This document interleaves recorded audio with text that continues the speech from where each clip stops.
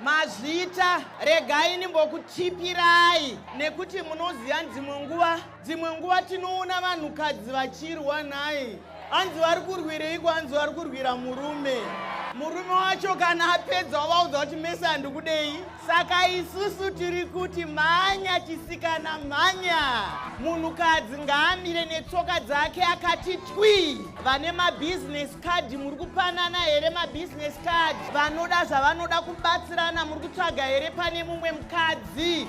Munoziva kuti kudii? Handisi kuparidza. Mwari pavakasika nyika zvese zvirimo kwakashayika spaki, asi pakazouya munhukadzi spaki yakauya.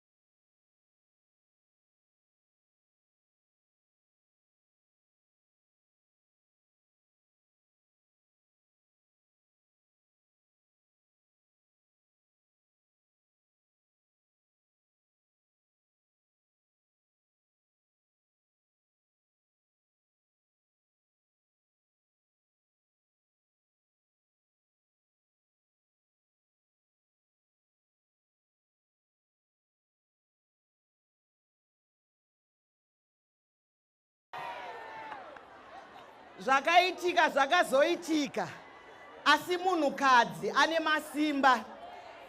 Ndiri kufara ndichiona vanhukadzi vakawanda kudai. Kuzofara. Kuzodini?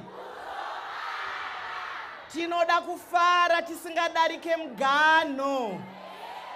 Nekuti ndiri kuona pano pane vana, pane vazukuru, pana mama, pane vana vedu vasikana, pane vanhu vakasiyana siyana. Ukangozviremekedza watoremekedza vamwe.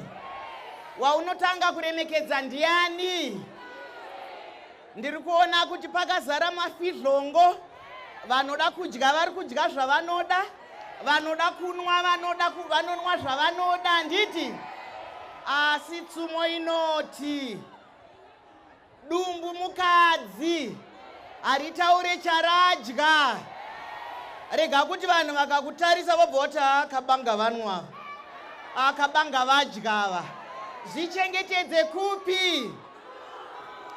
Tinoda kuita zvimwe zvinhu zvakadai zvamunofara, zvamunoita muchiridzirwa umumanzu. Handiti simba munaro, kudanana munako, ipapa muri kunyatsogarisana zvakanaka.